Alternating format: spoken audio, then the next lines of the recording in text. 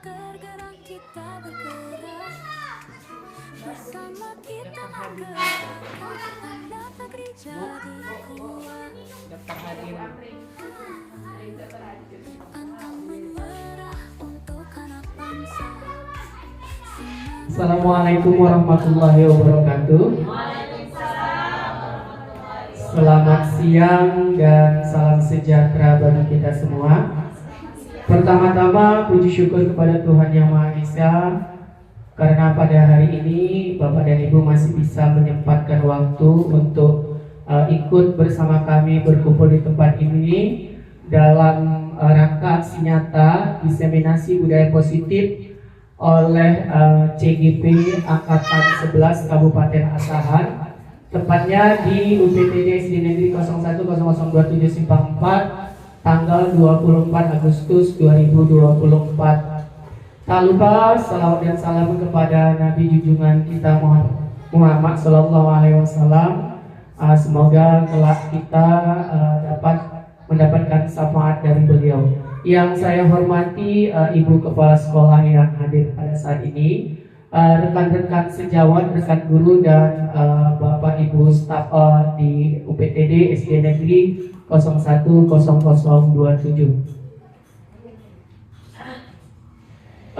Kali ini diseminasi budaya positif ini karena di sekolah kita kebetulan ada 2 CGP, maka akan disampaikan bergantian oleh saya, Irfan SPDSD CGP Angkatan 11, dan Bu Irma Yusmita juga CGP Angkatan 11.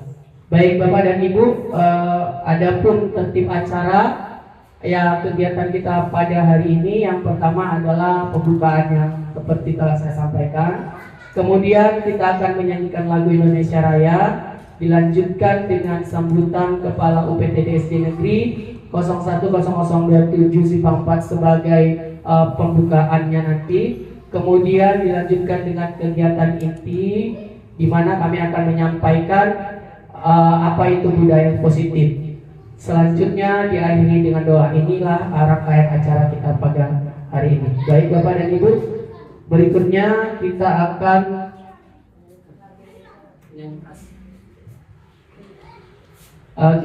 bersama-sama menyanyikan lagu Indonesia Raya. Saya harapkan Bapak dan Ibu untuk berdiri di tempat, sama-sama kita menyanyikannya.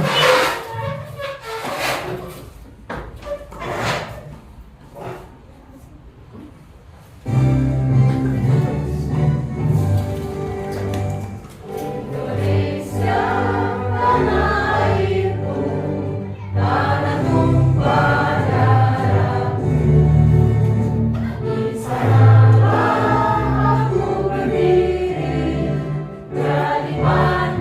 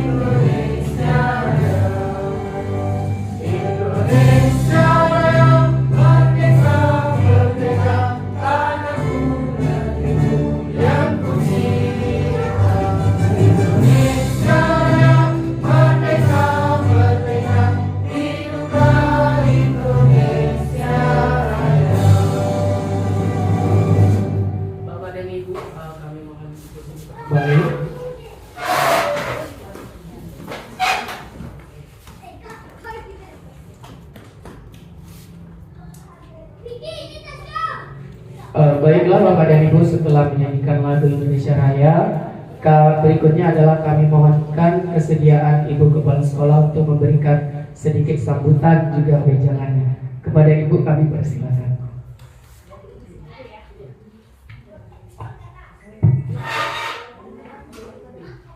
Assalamualaikum warahmatullahi wabarakatuh. Selamat siang bagi kita semua. Yang kebetulan PPN nggak datang ya Pak, saya kira datang tadi. Yang saya banggakan hari ini adalah guru-guru semua, termasuk para CGP. Kebetulan di sekolah kita ada 2, yakni Pak Irfan dan Bu Irma. Pertama-tama mari kita ucapkan puji dan syukur kita kehadirat Allah Subhanahu wa taala, Tuhan yang Maha Kuasa, yang mana pada hari ini kita diberikan nikmat kesehatan dan nikmat kesempatan sehingga dapat berkumpul di acara diseminasi budaya positif dari rekan kita CGP angkatan 11. Dan tak lupa pula kita ucapkan sholawat berangkaikan salam kehadirat Nabi Muhammad SAW. Semoga kita mendapat syafaatnya di yaumil mahsyar kelak. Amin amin ya rabbal alamin. Yang ingin saya sampaikan kepada Bapak Ibu dan juga para CGP, saya mengapresiasi program Kementerian Pendidikan dengan adanya program pendidikan guru penggerak mampu melahirkan para calon-calon pemimpin masa depan, baik yang jadi kepala sekolah ataupun bahkan jadi pengawas, pemimpin yang nantinya berorientasi pada prestasi dan juga pemimpin yang cerdas, karena program ini berdampak bagi sekolah, khususnya bagi peserta didik. Kemudian yang ingin saya sampaikan, semoga dengan adanya diseminasi budaya positif mampu membudaya di sekolah kita. Dengan harapan saya, apapun program yang direncanakan oleh Bapak Irfan ataupun Bu Irma dapat terlaksana dengan baik, mampu memberikan dampak bagi sekolah, mampu memberikan dampak bagi peserta didik. Kemudian harapan saya setelah Bapak Irfan dan Bu Irma adalah bibit-bibit lain. Boleh dengan rekan-rekan yang lain, tertularlah virusnya. Jadi tadi kalau Pak Irfan berdua, ada nanti guru lain yang mengikuti. Mungkin itu saja yang kata sambutan dari saya. Lebih dan kurang saya mohon maaf. Sekaligus saya membuka diseminasi budaya positif CGP angkatan 11.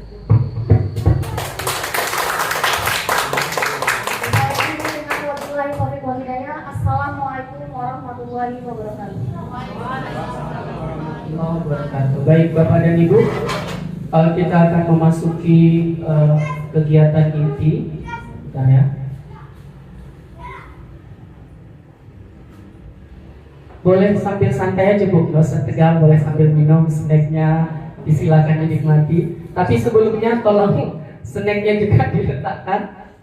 Saya akan melakukan ice breaking dulu ya Bu, jangan tegang kali kita.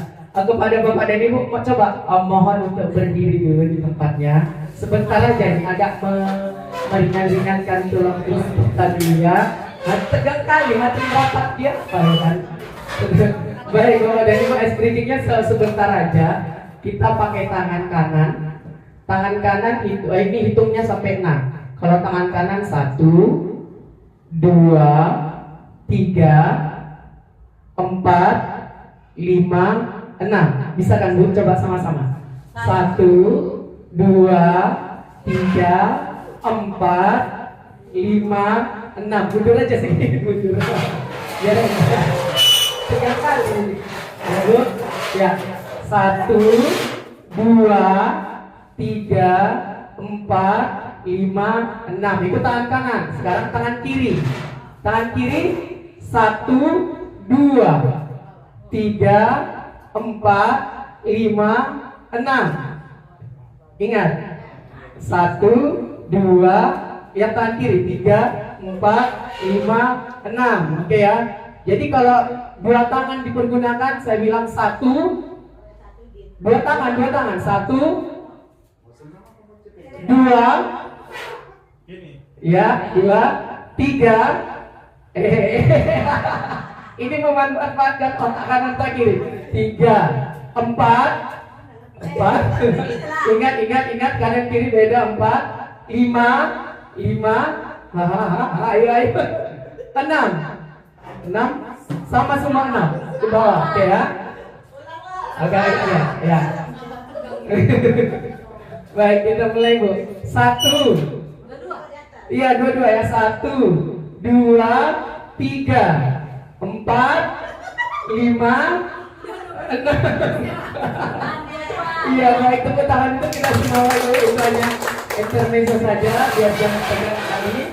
Itu adalah ice breaking-nya supaya jangan badan kita aja yang berolahraga, otak kanan otak kirinya juga diitukan kan? Enggak usah.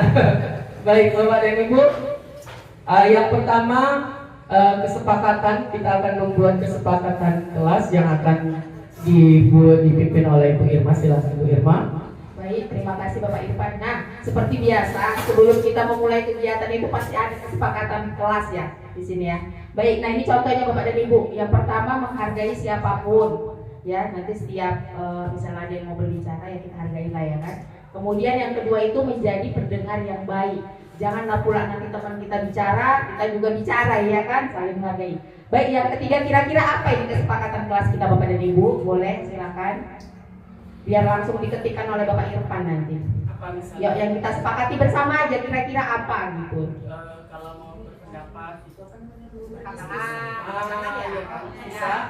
Iya, angkat tangan dulu ya sebelum berbicara Pak Irfan, boleh diketikkan Pak Irfan. Ya. Nah, kemudian ada lagi Bapak dan Ibu.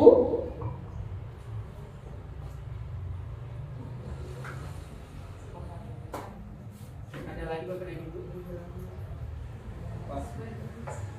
Hanya 3. Hanya 3 aja. Ada lagi tambahan? Sambil makan boleh Pak? Boleh. Lima tambahan. Ada lagi tambahan Bapak dan Ibu. Hanya 3. Menghargai, menjadi pendengar yang baik. Angkat apa ini Pak? Angkat berat. Angkat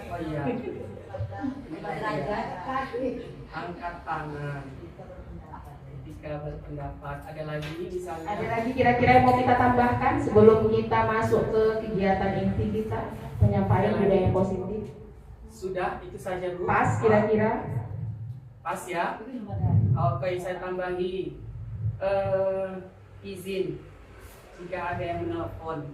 Oke, jadi izin ya keluar ya Pak. Ya. Oke ya Bapak dan Ibu ya, kita sepakati bersama ya Bapak dan Ibu ya. Kalau ada yang ini bolehlah silakan izin seperti itu. Udah pas.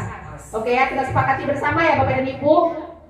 Ada 4 ya kesepakatan kelas kita. Yang pertama menghargai ya siapapun, kemudian menjadi pendengar yang baik, angkat tangan ketika berpendapat. Nah yang terakhir itu izin jika ada yang menelpon. Oke baik Bapak dan Ibu, kita lanjutkan.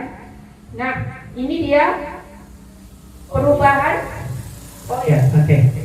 Baik, itu tadi sudah kesepakatan kelas yang disampaikan oleh Bu Irma dan kita buat bersama-sama. Baik Bapak dan Ibu, inilah yang akan menjadi pijakan ke depannya, dasar dari pertemuan ini awalnya, bahwa selama ini kita guru terhadap murid kita itu merasa kita yang paling berkuasa, kita lah yang paling benarnya. Tapi ternyata sebenarnya kami pun setelah mengikuti CGP ini, ya perlu digarisbawahi bahwa di sini kami hanya sharing, berbagi ilmu apa yang kami dapat. Karena tuntunan CGP itu adalah memberikan pengimbasan, memberikan apa yang kami dapat kepada lingkungan sekitar kami, terutama warga sekolah. Jadi ilmunya enggak di kami aja, harus berbagi bersama. Jadi selama ini anggapan ini kita mengubah orang agar berpandangan sama dengan kita, itu yang lama-lama. Tapi sebenarnya yang paling tepat menurut dia adalah kita itu harus berusaha memahami pandangan orang lain.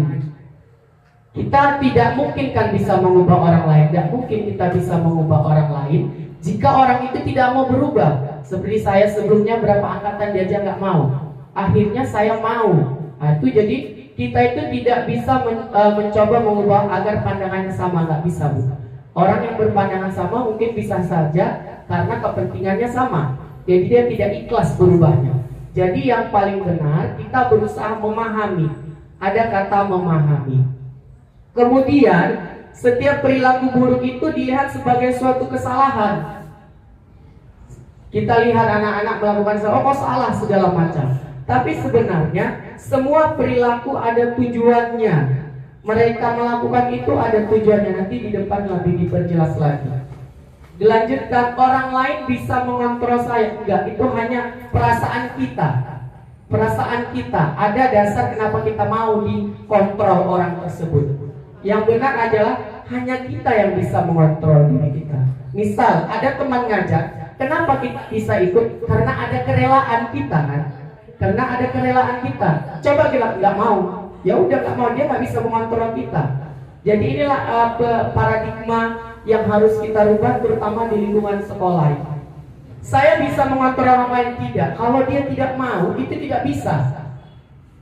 Anda tidak bisa mengontrol orang lain. Kita tidak bisa mengontrol orang lain. Kemudian pemaksaan ada pada saat bujukan gagal. Orang kita aja nggak mau, maka terjadilah pemaksaan. Pakailah embel-embel di belakang. Kau kalau nggak mau ikut nanti aku gini-gini loh, nggak mau aku. Nah, itu istilahnya pemaksaan dalam versi ucapan. Jadi yang paling tepat adalah kolaborasi, menciptakan pilihan-pilihan baru. Mencipta. Jadi seperti ini, kami membuat kegiatan ini adalah tujuannya berkolaborasi. Tugasnya apa yang kami peroleh harus kami sampaikan, nggak harus kami aja. Begitu juga nanti siapa tahu ada calon CGP yang lain yang lulus, bisa saja dia dapat yang terbaru dan itu bukan untuk dia sendiri. Kan nggak lucu kan Bu, kalau di sekolah tiba-tiba kami main gerak sendiri. Orang-orang nengok ini orang ini ngapain? Kan kalau nggak dikasih tahu kan nggak tahu apa sih sebenarnya yang dilakukannya. Begitu juga dengan Bapak dan Ibu yang ada yang mengikuti PPG, ada yang mengikuti segala macam jalur-jalurnya, nanti juga mendapat pendidikan seperti itu, harus mengimbas. Kita nggak boleh makan sendiri, kita nggak boleh kita sendiri yang tahu, diharuskan kita memberikan ilmu yang kita peroleh kepada orang lain. Selama ini kita punya berpikiran menang kalah, aku menang kau kalah, ternyata tidak. Yang benar itu adalah menang dan menang, menang dan menang. Yang kalah itu juga menang sebenarnya, ya. Tapi posisinya belum berada di nomor satu. Menang itu tidak hanya nomor satu. Menang itu ada nomor 2, ada nomor 3, dan seterusnya. Maka di kelas kita juga ada kan Bapak dan Ibu 10 besar. Apakah anak-anak 10 besar itu menang? 1, 2, 3 saja yang menang. 5, 6, 7, 8 apakah tidak menang? Menang. Apakah di luar 10 besar itu tidak menang? Belum tentu menang Bu. Belum tentu yang ranking 1 sampai 10 itu punya kemampuan di luar ranking mereka. Itu artinya menang. Menang itu kita nggak bisa lihat satu aspek, tapi kita bisa melihat dari berbagai aspek. Itulah tugas guru kita sebagai guru ke depannya. Memandang siswa itu tidak hanya dalam satu bidang ilmu. Kita bilang dia kau kalah, nggak bisa. Bisa saja di pelajaran saya anak itu nggak tahu apa-apa. Mungkin bagi pembelajaran penjas dia jago, atau di bagian agama yang dibimbing Bu Endang dia jago menghafal segala macam. Jadi makanya telah kita lakukan sebenarnya Bapak dan Ibu ketika rapat kenaikan kelas, kita kan ada itu nanya, cuman ini di kelasku dia bisa kok. Ingat yang kemarin-kemarin kan pernah kita kan, sampai ada kita agak sedikit berdebat, enggak anaknya bagus, kamu aku begini, pengapa nilainya begini. Itu jadi menang itu nggak mutlak dalam satu pilihan, menang itu banyak. Ya itu Bapak dan Ibu. Inilah dia perubahan paradigma yang harus kita rubah. Pola pikir nggak bisa semua satu-satu, diterapkan pelan-pelan. Baik. Selanjutnya, mengapa harus budaya positif? Kita tahu sekarang ini di media sosial Bapak dan Ibu juga sama-sama melihat bagaimana perilaku generasi muda kita ini. Bagaimana anak-anak ini berperilaku bisa juga dari berbagai faktor, terutama lingkungan, internet dan segala macam. Makanya kembali dikembangkan budaya positif. Kalau kita dulu SD, tak pala yang begini-begini. Ya kan Bapak dan Ibu, kita udah tahu kalau ada guru lewat aja kita nggak berani. Kalau anak zaman sekarang malah lari-lari. Jadi inilah yang perlu dikembangkan kembali. Dan jangan pernah kita berharap bahwa apa yang saya kasih tahu sama anak ini sekarang besok akan terjadi. Tidak. Itu tidak seperti itu. Apa yang kita berikan sekarang belum tentu bakal terjadi hari ini. bisa 5, 6, 7 tahun, atau bahkan ketika dia dewasa dia akan mengimbaskan kepada adik, anak, atau segala macam. Ya, jadi dalam budaya positif ini ada 6 yang kami ambil. Pertama nanti disiplin positif, kemudian ada motivasi perilaku manusia, kemudian akan ada cara membuat keyakinan kelas, terus ada kebutuhan dasar manusia, posisi kontrol restitusi, dan segitiga restitusi. Yang pertama adalah disiplin positif. Disiplin positif ini Bapak dan Ibu adalah teori dari Dr. William Glasser. Dalam disiplin positif ini tadi yang kita buat, yang tadi yang di depan, Anda tidak bisa mengontrol orang lain, hanya Anda yang bisa mengontrol diri Anda. Maknanya belajar mengontrol diri dengan menggali potensi yang ada. Potensi kita apakah pengikut atau hanya follower, ataukah kita akan menjadi trendsetter? Itu dia. Selama ini kita apakah follower? Follower itu ya udah ngikut aja apa kata orang, oke. Padahal di dalam hatinya enggak lah, terpaksa jadinya.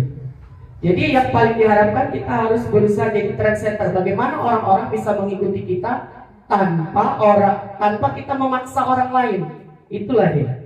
Kemudian semua perilaku memiliki tujuan. Nanti ada di teori motivasi dijelaskan ke depannya lebih terperinci. Model berpikir menang, terus ada kolaborasi, menciptakan pilihan-pilihan baru. Di sini nanti ada 5 posisi kontrol. 5 posisi kontrol ini bagi kita guru ini yang paling penting sekali. Apakah kita selama ini jadi penghukum atau pembuat rasa bersalah, atau kita kepada anak-anak itu sebagai teman, atau hanya memantau dan manajer. Dari semua ini harapannya adalah ini, yang nomor 5. Tapi sebisa mungkin setidaknya kita jangan di posisi penghukum atau pembuat rasa bersalah. Kemudian di realitas kebutuhan, nanti di depan kita akan mempelajari atau akan dijelaskan apa saja kebutuhan dasar manusia sehingga manusia itu melakukan suatu tindakan. Jadi ini semua adalah teori kontrol yang dibuat oleh Dr. William Glasser. Baik Bapak dan Ibu, selanjutnya yang pertama adalah disiplin positif. Disiplin positif, kita masih masuk yang pertama, disiplin positif. Apa itu disiplin positif? Di sini dikatakan bahwa disiplin positif itu cara penerapan disiplin yang mengajarkan anak-anak bertanggung jawab. Ini kalau zaman sekarang penting.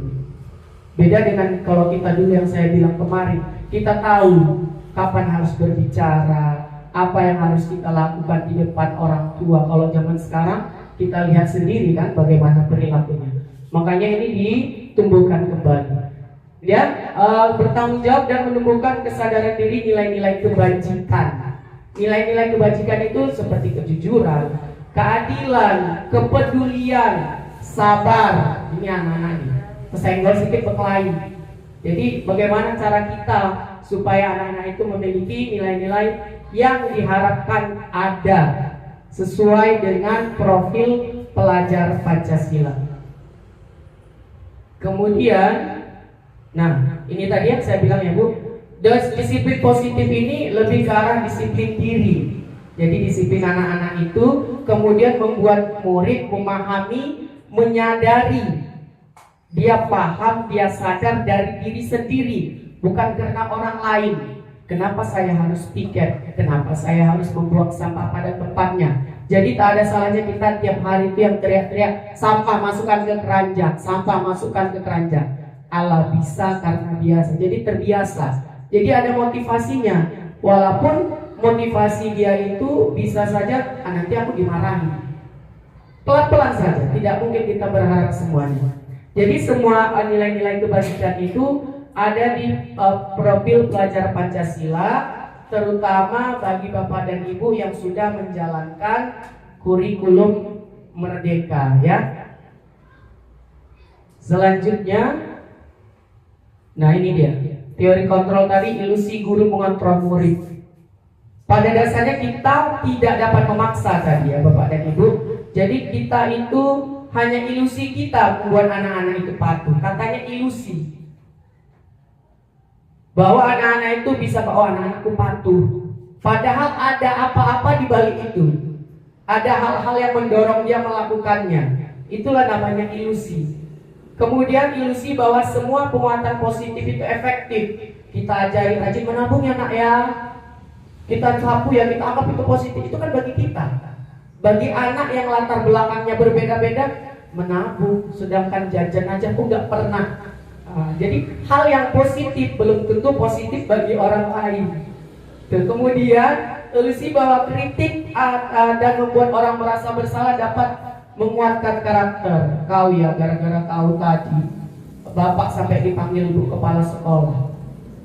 Itu sebenarnya tidak dibenarkan, membuat anak itu merasa bersalah. Jadi dia berubah karena dia bersalah, merasa oh iya gara-gara aku, bukan karena faktor dia. Gara-gara kau tadi upacara ribut, jadi dipanggil ibu kepala sekolah saja kan. Kau buat bapak kayak gini-gini. Itu namanya membuat rasa bersalah. Itu tidak dianjurkan sama sekali. Kemudian ilusi bahwa orang dewasa memiliki hak untuk memaksa. Kita guru dewasa, anak-anak itu kita secara tidak langsung kita paksa. Kita paksa untuk mematuhi aturan A, B, C, D tanpa tahu apa itu aturan yang mereka patuhi. Untuk apa? Fungsinya untuk apa? Jadi semua itu kata Dr. William Glasser adalah ilusi. Nah, sekarang Bapak Ibu mari kita tanyakan ke diri kita sendiri. Sebagai guru, bagaimana kita berperilaku? Mengapa kita melakukan segala sesuatu? Apakah kita melakukannya karena dorongan lingkungan, karena perintah dari atasan? Terkadang kita juga melakukan karena menghindari rasa sakit. Rasa sakit di sini misalnya nanti aku ditegur. Istilahnya itu sebenarnya adalah rasa sakit. Kita ditegur. Tidak semua orang mau menerima teguran. Ya Bapak dan Ibu. Dilanjut dengan, nah ini dia. Dian Gosen dalam bukunya di Restructuring School Discipline membagi motivasi perilaku itu ada 3. Yang kedua ya Bu, motivasi perilaku. Kenapa orang melakukan? Pertama katanya untuk menghindari ketidaknyamanan atau hukuman. Buat ajal HAKU RPP, yang penting Bapak itu datang gak tanya-tanya. Jadi kalau ditanya, Ibu ada RPP-nya? Ada, nah selesai. Ya, apa yang terjadi jika saya tidak melakukannya? Itu di dalam hati. Nanti aku ditegur-tegur malas sekali aku ya. Ribet kali nanti urusan. Udah aku buat aja lah. Nah itu dia motivasinya eksternal. Kemudian untuk mendapatkan imbalan atau penghargaan dari orang lain, ini biasa anak-anak rajin menyapu supaya apa? Nanti dikasih voucher. Kayak saya yang tahun lalu buat kayak gitu Bu. Ternyata itu nggak benar rupanya. Saya buat seperti itu. Jadi anak-anak itu rajin menyapu dikasih nilai, yang nilai kumpulan nilai tertinggi dalam 1 bulan mereka dapat voucher. Efektif kerjanya efektif, tapi ketika guru lain menyuruh orang itu nggak mau. Itu udah ada laporan, Bu Rita lapor, guru kelas apa melapor, anakku kayak nggak bisa, orang tuh katanya ini. Iya, karena ada penilaian, orang tuh nggak mengerjakan yang bukan bagiannya. Penilai orang itu nanti. Kemarin itu saya begitu yang tahun lalu. Itu jadi masih motivasi eksternal. Jadi yang diharapkan adalah untuk menjadi orang yang mereka inginkan. Saya lakukan ini karena saya harus menjaga kebersihan. Jadi untuk dirinya sendiri, itulah yang memang agak susah juga kita menumbuhkan itu kalau tidak ada paksaan dari luar. Allah bisa karena biasa itu tadi. Jadi ini sudah dibuktikan, saya sendiri mengalaminya waktu pakai voucher itu nggak efektif. Efektifnya di saya, di guru piket lain nggak efektif. Nggak mau orang itu sama sekali. Tolonglah yang bikin halaman, kau enggak Bu, kami belakang, tinggi dia. Itulah yang terjadi pada semester tahun ajarannya kemarin. Baru di sini saya menemukannya, oh iya benar laporannya. Kemudian, nah tujuan disiplin positif ini kita menanamkan motivasi. Kita sekedar menanamkan motivasi, tidak untuk memaksa tadi ya Bapak dan Ibu. Apapun yang kita lakukan, zaman sekarang ini di guru cuma menuntun, tidak memaksa. Menuntut tidak memaksa dengan memberikan gambaran-gambaran atau hal-hal yang kalau kau lakukan ini manfaatnya ini. Kita hanya ceritakan itu. Next, kemudian nah mari kita renungkan post-itnya Bu. Menurut Bapak dan Ibu, dari ketiga jenis motivasi tadi, biasanya orang Bapak dan Ibu melakukan sesuatu karena apa? Apakah karena apakah untuk menghindari ketidaknyamanan? Ini kita buat 1, 2, 3 saja. Jadi Bapak dan Ibu nggak usah tulis nama, nomor aja. Biasanya Ibu melakukan kegiatan atau perintah itu apakah nomor 1 untuk menghindari ketidaknyamanan, atau nomor 2, atau nomor 3. Bebas saja Bu. Biasanya coba direnungkan. Saya misalnya datang pagi karena nomor 1 aja lah untuk menghindari ketidaknyamanan. Nomornya aja ini 1, 2, 3. Bagi yang sudah buat nomor, tempelkan di sini Bu, maju ke depan. Bapak dan Ibu maju ke depan. Enggak ada yang tahu apa yang dibuat. Ya, silahkan. Nomor saja. Apakah nomor 1, nomor 2, nomor 3? Saya lakukan biar jangan ribut. Alah, biar nggak merepet ketua itu. Iya, tempel di sana. Bisa tempel Pak ya. 1, 2, 3. 1, 2, 3 boleh titik boleh. Mana lagi cuma 4 orang. Yang lain boleh dititip.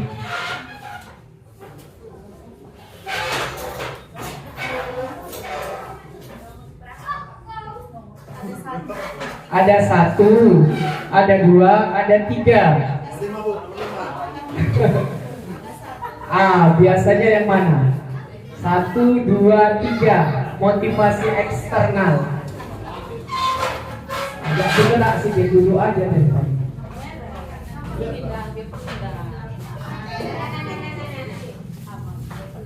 Oke.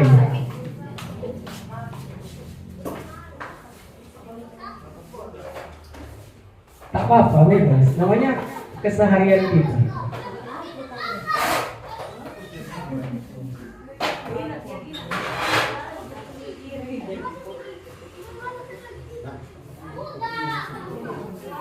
Baik Bapak dan Ibu, kita lihat ya. Saya kelompokkan. Nomor 3 ada 1, ada 2. Ini nomor 1, ini nomor 1. Ini nomor 3. Ini nomor 1. Nomor 3. Nomor 3. Nomor 3. Ini nomor 3. Dan ini nomor 3. Baik. Ternyata banyak yang nomor 3 untuk menjadi orang yang mereka inginkan ya. Kategorinya adalah untuk menjadi orang yang mereka inginkan, menghargai diri sendiri. Jadi kalau pilih sering melakukan sesuatu nomor 3, berarti dia orang yang sudah memiliki dasar-dasar budaya positif. Melakukan sesuatu nggak ada pengaruh dari orang lain. Memang saya sudah tahu itu tugas saya, itu pekerjaan saya. Sedangkan yang nomor 1 ini untuk menghindari ketidaknyamanan. Memang umum itu Bu, nggak bisa kita salahkan orang memilih seperti itu, umum. Ya, saya sendiri juga sering begitu. Ngapain? Kita lakukan kadang-kadang kita ada orang yang malas ribut. Halah udahlah itu, nanti ribut dipanggil udah kerjain aja. Walaupun dongkol kerjain aja. Tapi kita sebagai pengajar diharapkan adalah ada motivasi dari diri sendiri. Baik, tepuk tangan untuk Bapak dan Ibu sekalian. Tak ada yang memilih nomor 2 ya. Nggak ada imbalannya. Aduh. Baik, next. Ini tadi udah. Kemudian nilai-nilai kebajikan apa yang Anda berusaha tanamkan pada murid? Murid ini gak usah pakai post-it, sebisanya ya Bapak dan Ibu. Biasanya kalau di kelas kita apa yang kita ajarkan dari nilai-nilai kebajikan tadi? Tentunya kejujuran ya kan Bapak dan Ibu. Kejujuran lah pentingnya. Jadi sering itu pena hilang, siapa yang ngambil, gak ada yang ngaku. Ini tadi siapa ini lagi di kelas kita kan banyak nih yang koyak lah, ditanya anak pagi tak ada yang mengaku, ditanya anak sore udah kayak gitu tadi Pak orang itu bikin. Inilah pentingnya kejujuran. Nah, kalau di kelas tingkat atas kita nggak tahu kan Bapak, sama juga ya. Kita berusaha, terima kasih ya Pak ya, ada kolaborasi dengan guru SMP-nya. Baru ini mantap. Ya, ya memang kejujuran. Kalau untuk disiplin di sekolah kita mudah-mudahan udah 98% anak itu ya. Jarang. Nah, yang ketinggalan juga orangnya itu juga ya. Siska. Baik, ini nomor 3 dilanjutkan oleh Bu Irma. Silakan Bu. Terima kasih Pak Irfan. Ya, sekarang kita masuk yang ketiga ini. Tadi ada 6 ya kan Pak. Ini yang ketiga, mengapa keyakinan kelas? Kenapa sih kok nggak peraturan kelas saja? Seperti itu ya Bu. Seperti yang kita ketahui, kalau selama ini kan kita buat itu peraturan ya, bukan keyakinan kelas ya kan. Iya kan Bapak dan Ibu ya? Iya, baik. Berikut ya, jawablah pertanyaan berikut. Mengapa kita memiliki peraturan tentang penggunaan helm pada saat berkendara roda 2 ataupun motor? Kenapa kira-kira Bapak dan Ibu? Kenapa sih kok kita harus pakai helm kira-kira? Aturan itu untuk apa gitu? Oke, keselamatan ya Bapak dan Ibu. Baik. Nah, kemungkinan jawaban Anda adalah untuk keselamatan. Nah, itu menghindari ketidaknyamanan ya kan, kalau itu tadi ya kan. Nah, yang kemudian, mengapa kita memiliki peraturan tentang penggunaan masker dan mencuci tangan setiap saat? Iya, betul, itu untuk kesehatan. Kemungkinan jawaban Anda adalah untuk kesehatan ataupun keselamatan itu ya. Itu dia kemungkinan dari peraturan yang dibuat ya kan Bapak dan Ibu. Baik, yang selanjutnya. Nah, nilai-nilai keselamatan ataupun kesehatan inilah yang kita sebut sebagai suatu keyakinan. Nah, ini nanti yang akan kita terapkan di kelas-kelas Bapak dan Ibu. Ya Bapak dan Ibu ya. Yaitu nilai-nilai kebajikan universal yang disepakati secara tersirat dan tersurat, lepas dari latar belakang suku, negara, bahasa maupun agama. Jadi kita nggak pakai itu ya Bapak dan Ibu ya.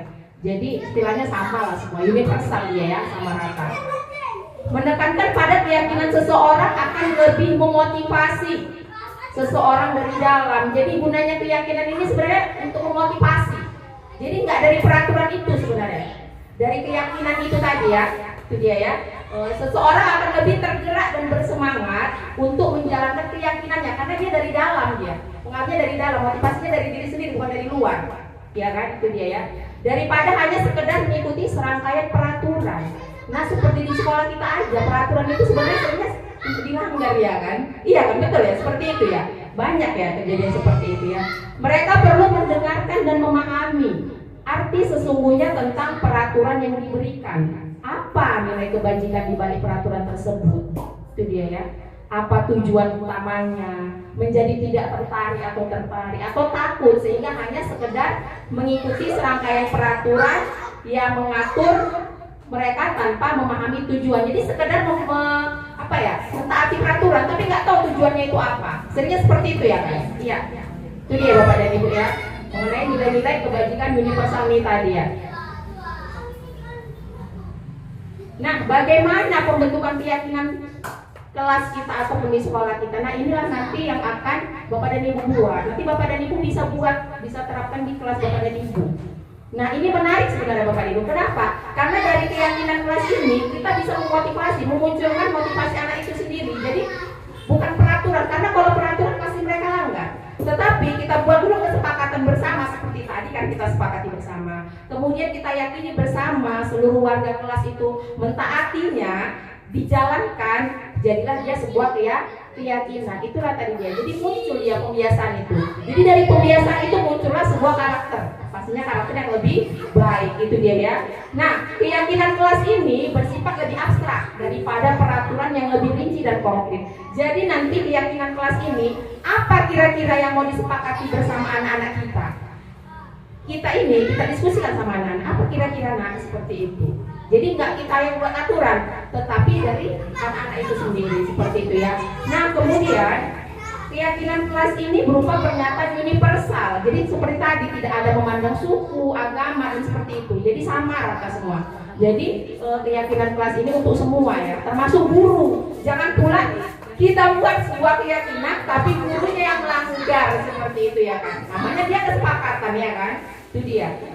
Nah, kemudian pernyataan keyakinan kelas senantiasa dibuat dalam bentuk positif. Ini contoh misalnya Bapak dan Ibu, menjaga ketertiban kelas. Itu kan positif dia ya kan. Jangan ribut di kelas, mana lebih baik lagi Bapak dan Ibu? Menjaga ketertiban kelas dengan jangan ribut di dalam kelas. Menjaga. Jadi dia menggunakan kalimat-kalimat positif yang mudah dipahami oleh anak-anak kita pastinya. Nah, keyakinan kelas hendaknya tidak terlalu banyak, tak perlu banyak-banyak Bu. 3 atau 4 aja cukup, tetapi pasti dilaksanakan, pasti diyakini untuk dijalankan seperti itu ya. Keyakinan kelas sebaiknya sesuatu yang dapat diterapkan. Tadi sudah saya sebutkan ya. Semua warga kelas hendaknya ikut berkontribusi. Jadi seperti saya sebutkan tadi, itu tidak hanya untuk murid, tetapi kita guru juga ikut melaksanakannya, ikut menjalankannya. Kemudian bersedia meninjau kembali keyakinan kelas dari waktu ke waktu. Ini artinya apa? Nah, kalau sudah kita buat keyakinan kelas sedemikian rupa ya sama anak didik kita di kelas, kita tinjau nih. Kira-kira ada nggak sih dari setiap anak ini ada nggak yang melanggarnya? Nah itu yang perlu refleksi itu tadi ya, ditinjau kembali. Kira-kira efektif atau mau kita ganti untuk yang berikutnya? Itu boleh-boleh saja Bapak dan Ibu. Artinya kita lihat dulu berhasil enggak seperti itu. Ya. Nah ini dia contoh keyakinan kelas untuk kelas 1, kelas 5 dan kelas 7. Kebetulan di sini ada tamu terhormat kita ya kan, dari guru SMP ya Pak Madan ya. Ya ini ada keyakinan kelas 1. Nah setiap anggota kelas perlu belajar, setiap anggota kelas perlu merasa senang. Nah ini sangat penting loh Bapak dan Ibu, ini yang paling utama. Kenapa? Jadi kan kadang kalau kita berangkat ke sekolah ini kan, anak-anak ya terutama ada yang mukanya masam seperti itu, kita harus tahu. Jadi harus merasa senang dulu supaya bisa mengikuti pelajaran. Termasuk juga gurunya. Kalau gurunya di rumah nggak senang, nggak bisa dia ngajar dengan baik, betul ya kan? Iya itu ya. Setiap anggota kelas perlu melakukan tugas yang nanti bisa disepakati bersama siswa kita ya Bapak dan Ibu. Setiap anggota kelas perlu saling menghargai. Setiap anggota kelas perlu merasa aman. Jadi tidak ada yang saling ejek-ejek. Tahu lah anak-anak kita ini di SD kan. Nah kalau di SMP Pak Madan? Oke sama aja ternyata ya. Nah kemudian untuk kelas 5 selalu bersikap positif, senantiasa menjadi diri terbaik, percaya dan menghormati orang lain serta barang miliknya. Nah ini sering nih karena kehilangan barang seperti tadi yang disebutkan Pak Irfan ya. Berkomitmen setiap ada tugas, senantiasa membantu ya, itu dia. Nah, kemudian ini di kelas 7 dia lebih simpel ya, hormat, kemudian bekerja dan diterima dan dimiliki. Jadi tergantung kita mau buat kesepakatan kita seperti apa. Dan bersama murid kita kira-kira bisa nggak kita menjalankannya seperti itu. Jangan yang terlalu berat tapi nggak bisa dijalankan gitu. Istilahnya yang pasti-pasti aja lah, nggak usah yang muluk-muluk gitu ya kan.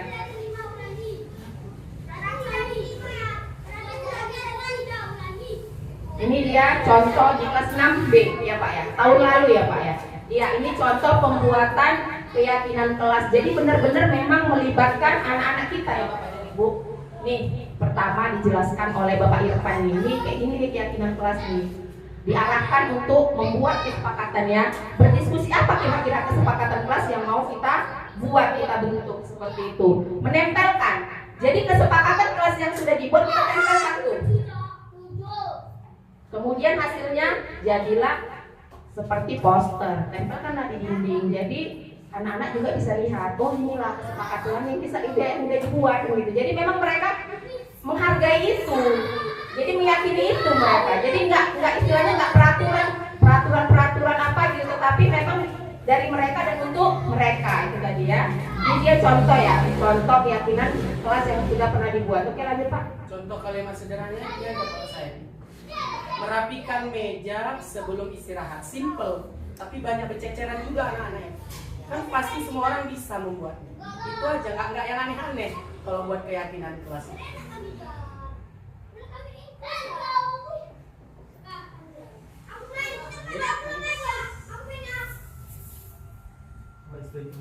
Oke, Iya, kayaknya udah tegang-tegang semuanya. Taunya saya ini lapar semua ya guys.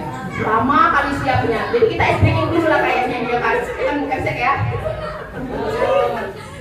Kita goyang-goyang dulu sebentar ya kan. Enggak aneh-aneh. Enggak kewer-kewer dulu ya. Kewer-kewer. Yuk boleh ya. Ini Bapak dan Ibu ya. supaya lebih semangat lagi.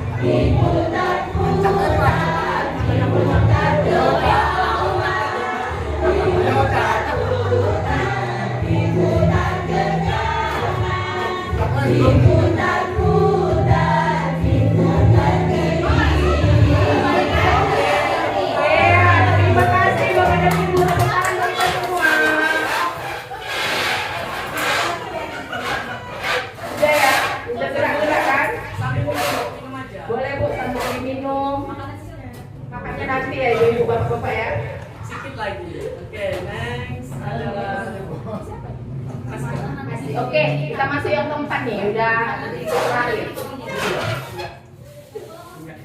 Oke, kebutuhan dasar manusia menurut Dr. William Glasser dalam choice theory itu ada 5 ya.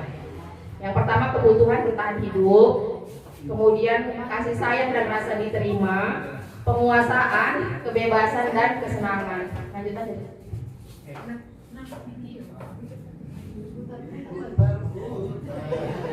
Kebutuhan bertahan hidup tadi ya ibu-ibu, bapak-bapak. Kebutuhan bertahan hidup ini adalah kebutuhan yang bersifat fisiologis. Itu termasuk kesehatan, rumah, makanan, itulah semua ya bapak dan ibu ya, seperti kita ketahui ya. Kemudian yang kedua kasih sayang dan rasa diterima. Ini adalah kebutuhan untuk disayangi dan diterima, meliputi kebutuhan akan hubungan dan koneksi sosial. Untuk memberi dan menerima kasih sayang. Nah, kemudian ini penguasaan. Kebutuhan ini berhubungan dengan kekuatan untuk mencapai sesuatu. Kemudian kebebasan. Kebutuhan ini kebutuhan yang akan kemandirian ya. Otonomi, memiliki pilihan dan mampu mengendalikan arah hidup seseorang. Anak-anak dengan kebutuhan kebebasan yang tinggi menginginkan pilihan. Mereka perlu banyak bergerak, suka mencoba ya. Kemudian tidak terlalu terpengaruh orang lain dan senang mencoba hal-hal baru yang menarik. Nah ini yang terakhir nih kebutuhan kesenangan ini. Kebutuhan akan kesenangan adalah kebutuhan untuk mencari kesenangan pastinya ya. Refreshing biasa kita ya kan. Kemudian bermain maupun tertawa. Glaser menghubungkan kebutuhan akan kesenangan dengan belajar. Semua hewan dengan tingkat intelijensi tinggi. Saat mereka bermain, mereka mempelajari keterampilan hidup yang penting. Manusia tidak berbeda. Oke, yang berikutnya adalah 5 posisi kontrol. Ini yang paling penting ya, paling utama ya. 5 posisi kontrol. Guru seperti apa kita selama ini? Yuk kita lihat Bapak dan Ibu.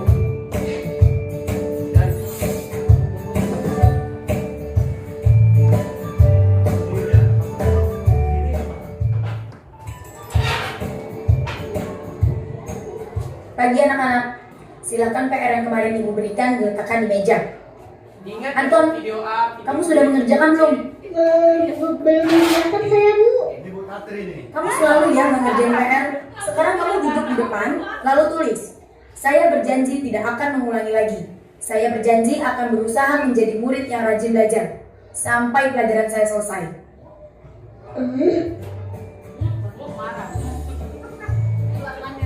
Pagi anak-anak, hari ini ada tugas ya.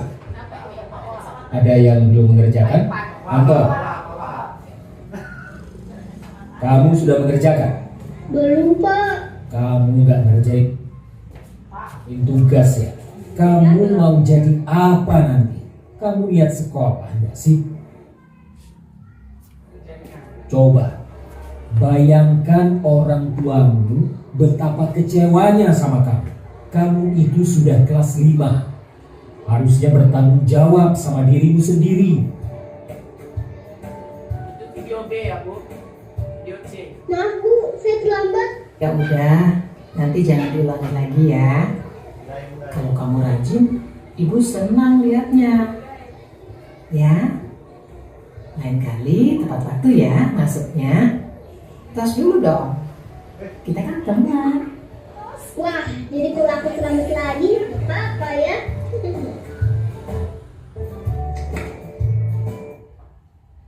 Jaringan baca lah ya. Bentar ya Bu, maaf ya. Salah teknis. Aku C. Mana yang A itu ya? Nanti nih Bu. Yang C Bentar ya Bu. gas tuh, langsung aja, nggak boleh dikasih Terus kita di sekarang. Ya, mau bayar sendiri. Kalian sebenarnya kalau kalian maksa kan, maksa. Terlambat, gitu ulangi lagi. Iya, sering aja. Pagi anak-anak, hari ini ada tugas ya. Ada yang belum mengerjakan?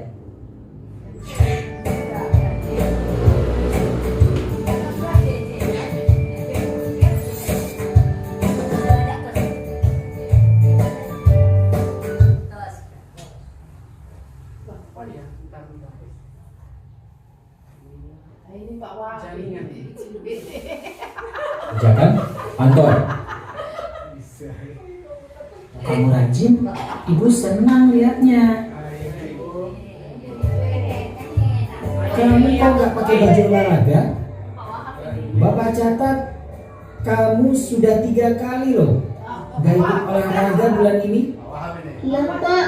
Udah 3 kali berarti saya dapat sanksi, Pak.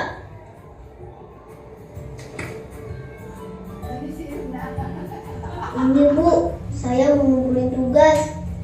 Maaf ya, Bu. Saya terlambat ngumpulin tugas. Kenapa kamu terlambat mengumpulkan tugas? Iya. Ya, Bu. Saya kalau sore bagi-bagi jaga warung. Gak sempat kerjain tugas. Kira-kira nih, apa yang bisa kamu perbaiki supaya kamu bisa mengerjakan tugas tepat waktu? Coba, kapan biasanya kamu membantu ibu jualan? Setiap hari sampai jam 8 malam, Bu. Bagaimana kalau kamu membuat jadwal? Kapan kamu akan mengerjakan tugas? Oh gitu ya, Bu. Saya coba deh, Bu. Terima kasih, Bu.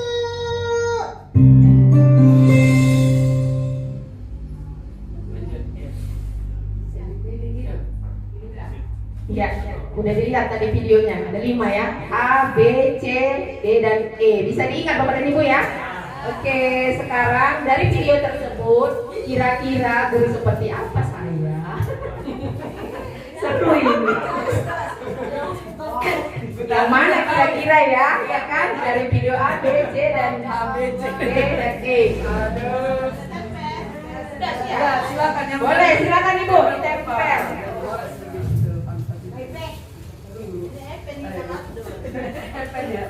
Yuk lanjut.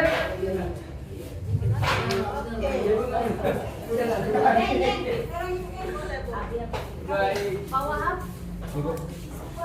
Bisa, Bu.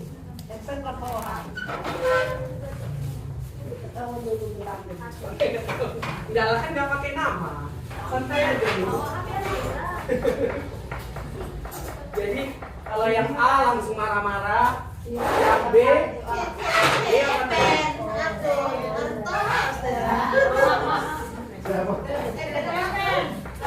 Ya, selesai Ibu Bapak. Oke, yuk kita lihat. Ini yang A, video A. Ini ada dua yang A. Kemudian ini B. Ini E. Ada juga yang E ternyata. Mantap ya. Oke, A, B, C, D, E semua ada lengkap semua ternyata. Oke, baik Bapak dan Ibu, itu tadi ya. Ada yang di A, B, C, D, E. Yang D ini kebetulan cuma satu. Siapa? Siapakah itu?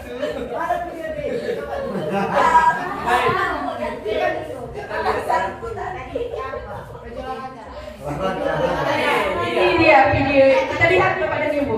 Seru ini, seru. Ya, jadi kalau di video A itu sebagai apa? Itu sebagai penghukum ya Bapak dan Ibu. Biasanya kalau udah penghukum ini berhubungan dengan hukuman-hukuman ini ya kan, fisik ya kan, iya kan Pak? Oke, seorang penghukum bisa menggunakan hukuman fisik maupun verbal. Kayak tadi disuruh ngapain? Tadi disuruh catat kalau nggak salah ya. Seperti itu ya. Kemudian tadi dari bahasa ibu gurunya juga dari pertama udah sangar ya, udah buat muridnya ketakutan tadi ya kan. Oke lanjut Pak, itu video yang A ya.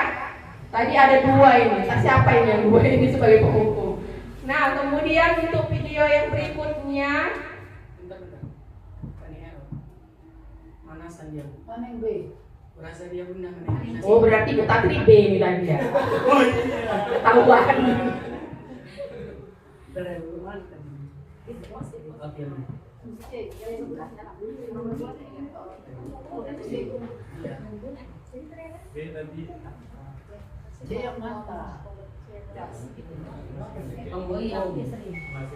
Yang B.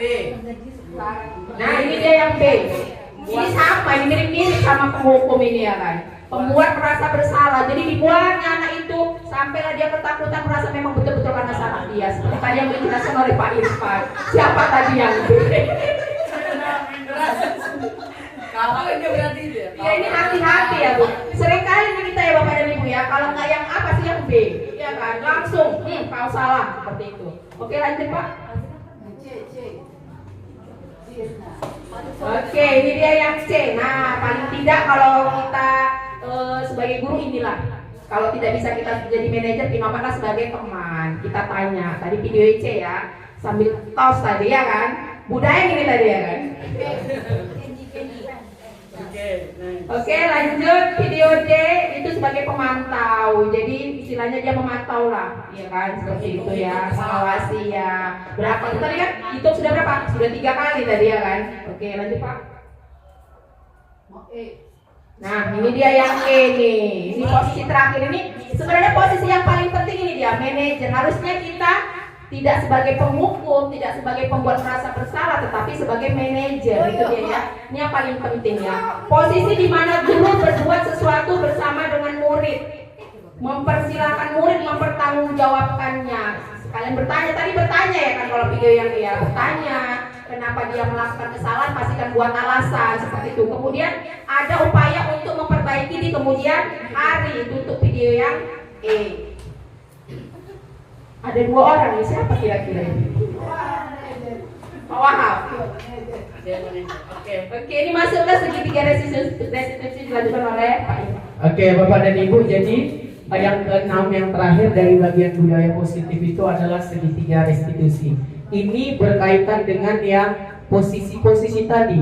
Jadi kita guru diharapkan memilih atau menempati posisi manajer. Jadi kalau kita posisi manajer, bagaimana cara untuk melaksanakannya? Bagaimana sih membuat posisi manajer? Manajer selama ini kalau dalam artis-artis itu yang mengatur semua kegiatannya. Jadi ibarat seperti itulah kita di posisi manajer. Nah, dalam segitiga restitusi ini, dari Bapak dan Ibu, kita lihat dulu videonya. Ada video.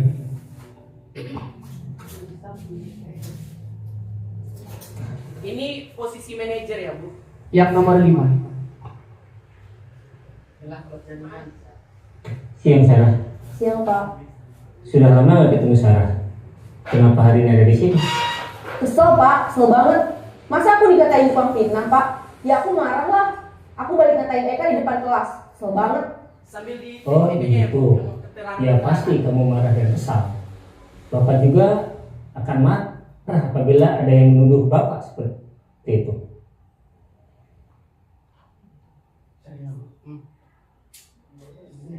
Kemudian pada saat itu kamu mau melakukan apa? Ya saya langsung ngatain Eka lah Pak. Kesel banget. Saya bentak-bentak dia depan teman-teman lain. Oh begitu. Pasti kamu melakukan seperti itu karena suatu alasan tertentu bukan? Iyalah, masa saya diam saja Pak? Ya saya bela diri lah. Masa saya dituduh tukang fitnah? Ya wajar lah. Mempertahankan harga diri itu sesuatu yang penting buat kamu. Untung kamu tidak bertindak lebih gegabah lagi, hanya membentak-bentak. Iya Pak. Untung saya masih bersabar dan hanya membentak saja. Sudah gemes padahal. Saya pasti bela diri lah. Ya pasti ya. Tapi kamu memilih untuk tetap bertahan dan bersabar. Kamu memilih untuk tidak berbuat lebih parah lagi bukan? Nah, sekarang coba kita lihat lagi tindakan kamu yang bentak-bentak Eka di kelas. Tindakan kamu itu kira-kira sesuai dengan keyakinan kelas atau prinsip kamu tidak? Enggak lah Pak. Capek Pak jadi pemarah. Jadi keyakinan atau prinsip mana yang kurang sesuai dengan keinginan kamu? Ya, saya sebenarnya sangat menghargai orang lain. Mungkin saat itu saya menjadi emosi, jadi tidak menunjukkan sikap itu. Kamu meyakini tidak? Menghargai orang lain itu penting buat kamu. Yakinlah Pak. Iya, setuju. Kita harus saling menghargai. Namun ada juga keyakinan yang kita sepakati yang perlu kita jalankan apabila kita sedang marah, bukan? Ya, saya bisa lebih proaktif, mulai dengan diri sendiri. Oke, Bapak dan Ibu, kita sudah lihat cuplikan video tadi. Jadi dari permasalahan anak itu membentak-bentak, ya kan? Dia membentak-bentak temannya, tapi kan ada alasan. Jadi orang yang melakukan kesalahan itu pada segitiga restitusi ini digali. Kenapa dia melakukannya? Yang pertama, dalam segitiga restitusi itu kita menstabilkan identitas. Menstabilkan identitas itu bisa menyapa. Anaknya datang, kita bisa bilang, kalau nanti di akhir video ada saya buat contoh. Setiap orang pasti pernah melakukan kesalahan. Kamu bukan satu-satunya yang pernah melakukan kesalahan. Kamu kena apa? Iya Pak, tadi aku begini-begini. Oh bentak-bentak dia. Iya Pak, karena dia begini-begini.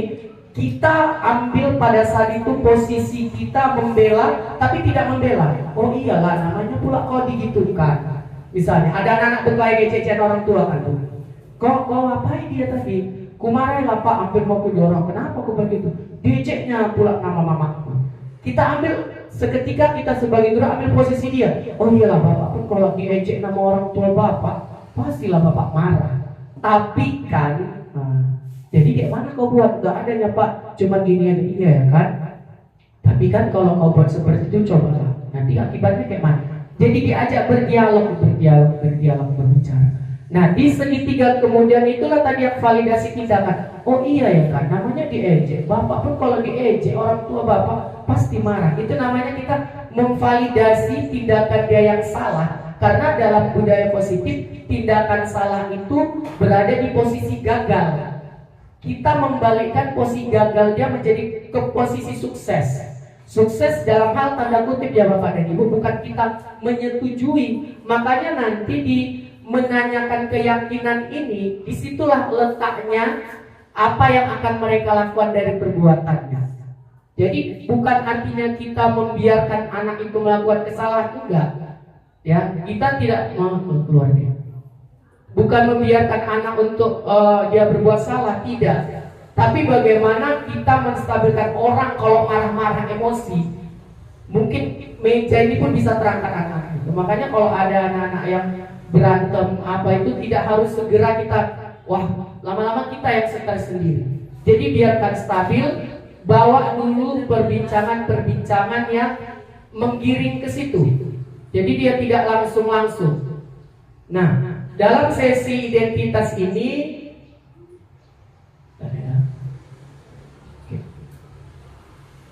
dalam menstabilkan identitas itu kita bisa ambil kesimpulan bahwa berbuat salah itu nggak apa-apa, tapi bukan apa-apa, bukan artinya dibiarkan. Makanya tidak ada manusia yang sempurna. Bisa jadi kita walaupun kita nggak pernah bilang aja kan, oh iya bapak pun dulu kayak gitu loh. Kalau digangguin bapak balas juga. Tapi kan, ada kalimat, tapi kan kalau kau buat kayak gini, cobalah akibatnya apa? Dia nanti cerita, ya Pak aku jadi begini. Kita hanya menenangkan anak dengan membawa bercerita menggunakan segitiga restitusi tadi. Sisi satu menstabilkan identitas. Kemudian sisi yang kedua, validasi tindakan salah. Padahal kamu bisa melakukan yang lebih baik. Jadi kok apain dia? Nggak ada Pak, cuma kulempar. Padahal kan bisa. Padahal kalau nggak mau jaga-jaga, iyalah Pak, mau kutunjangkan aja dia itu tadi. Tapi nggak jadi, syukurlah nggak jadi kau tunjang. Kita coba Bapak Ibu kalau berantem anak, pernah nggak buat itu? Pernah. Cuma kita nggak menyadari bahwa kita lanjut ke validasi tindakan itu yang tidak menstabilkan. Inti dari anak yang bermasalah, kalau menurut segitiga restitusi adalah distabilkan dulu. Jangan lagi berantem emosi. Kalau misalnya ada yang agak luka, bagus dia apa itu? Aman, segala macam dia stabil, baru kita mulai. Jadi nggak langsung babi bu, jangankan dia. Kita pun menghadapinya bisa jadi emosi. Itulah yang diharapkan oleh segitiga restitusi. Kemudian sisi 3 menanyakan keyakinan kelas. Inilah pentingnya kita buat keyakinan kelas tadi Bu, supaya ada landasan bahwa yang dilakukannya itu bertentangan sama A, B, C, D yang telah dibuat.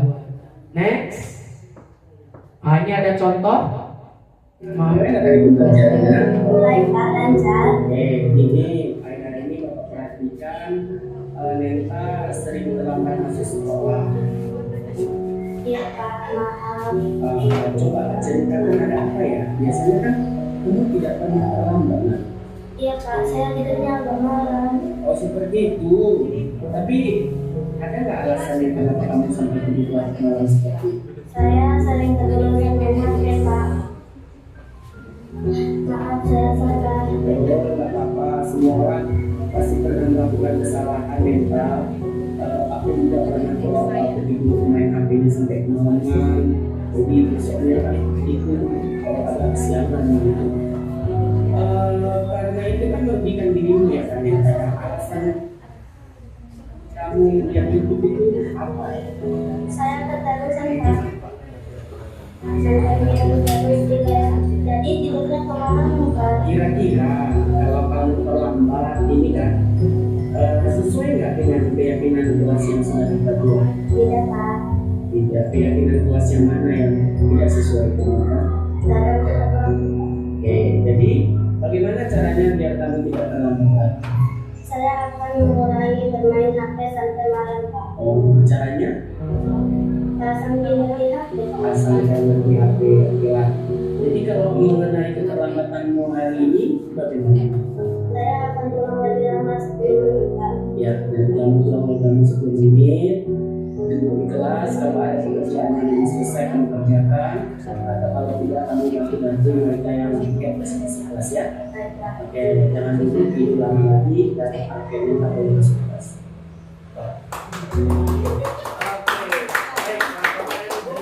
Dari video itu, maaf, dari video itu artinya anak ketinggalan atau anak melakukan kegiatan itu juga ada alasan. Di situ apakah anak itu yang ketinggalan tidak saya tanda kutip hukum? Ada hukuman dia. Apakah saya memberikan hukuman dari video itu? Tidak, anak itu sendiri. Jadi karena dia lambat, jadi dalam budaya positif ini Bapak dan Ibu diharapkan kalaupun memberi anak itu punishment, hukuman itu sesuai. Tidak mengerjakan PR, maka apa hukuman yang sesuai? Misalnya, kalau dia nggak kerjakan PR-nya ini bisa jadi diselesaikan nanti dia pas pulang. Ini nggak usah diapakan. Jadi A dibuatnya, hukumannya juga A. Jadi kalau kita biasanya anak terlambat, hukumannya ngapain Bu Yuri? Nggak nyambung. Anak terlambat, hukumannya nanti dia pulang lebih lama. Itu dia. Karena dia datangnya lama, pulangnya juga lama. Dia ngapain? Bisa aja kita buat dia mungkin tugasnya belum selesai, segala macam. Jadi seperti itu. Itulah yang diharapkan dari budaya positif yang bisa kami sampaikan kepada Bapak dan Ibu pada hari ini. Kemudian kami juga di sini saya sebagai CGP dan juga Bu Irma mengucapkan terima kasih atas perhatiannya karena telah mau mengikuti langkah demi langkah dari persentase di simulasi kami pada hari ini. Ada tambahan Bu Irma? Ada lagi tambahan? Tidak? Baiklah Bapak dan Ibu, untuk menutup acara pagi pada siang hari ini, marilah kita dulu berdoa menurut agama dan kepercayaannya masing-masing. Doa dimulai. Doa selesai. Terima kasih. Saya dan Bu Irma mengucapkan sekali lagi terima kasih. Mohon maaf apabila ada penyampaian kami yang kurang tepat dan kurang berkenan. Kami ucapkan diakhiri dengan wassalamualaikum warahmatullahi wabarakatuh.